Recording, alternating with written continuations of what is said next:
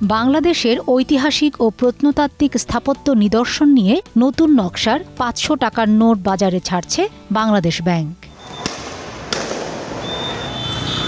২০২৪ সালের ছাত্র জনতার অভ্যুত্থানে পট পরিবর্তনের পর অন্তর্বর্তীকালীন সরকার বিভিন্ন মূল্যমানের নোটের নতুন নকশা করার সিদ্ধান্ত নেয়। তারই ধারাবাহিকতায় বৃহস্পতিবার থেকে ৫০০ টাকার নতুন নকশার নোট বাজারে ছাড়ছে কেন্দ্রীয় ব্যাংক।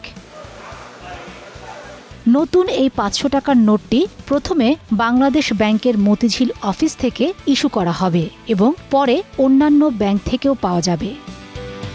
নতুন নোটে কি কি পরিবর্তন এসেছে কিংবা নতুন নোটে আসল বা নকল চিনবেন কিভাবে?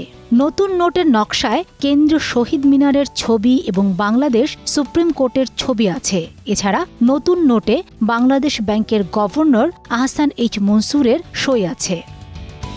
নতুন নোটে জলছাপ হিসেবে ব্যবহার করা হয়েছে রয়্যাল বেঙ্গল টাইগারের মুখ, যার নিচে ইলেকট্রো টাইপে ৫০০ এবং বাংলাদেশ ব্যাংকের মনোগ্রাম দেখা যাবে। পুরো নোটে সবুজ রঙের আধিক্য রাখা হয়েছে। নোটটিতে নিরাপত্তার জন্য ১০ ধরনের বিশেষ বৈশিষ্ট্য সংযোজন করা হয়েছে।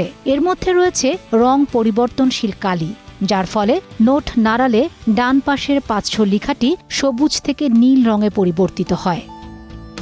আবার নোটটিতে লাল ও সোনালী রঙের পেঁচানো নিরাপত্তার সুতা রয়েছে, যা আলোতে ধরলে ৫০০ টাকা লেখা দেখা যাবে।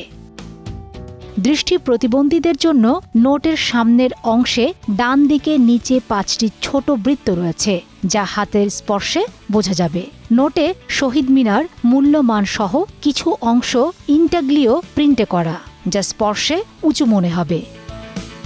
বাংলাদেশ ব্যাংক বলছে, বাংলাদেশের ঐতিহাসিক ও প্রত্নতাত্ত্বিক স্থাপত্য শীর্ষক নতুন সিরিজের অংশ হিসেবে এই নোট বাজারে ছাড়া হচ্ছে। এর আগে ১০০০, ১৫০ ও ২০ টাকার নতুন নোট বাজারে এসেছে। নতুন নোট চালু হলেও বর্তমানে প্রচলিত পুরনো সব কাগজের নোট ও কয়েন আগের মতোই চালু থাকবে।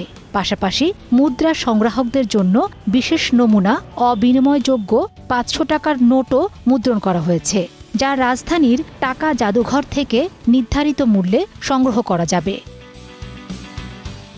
ফাতেমা শিলু, সময় সংবাদ।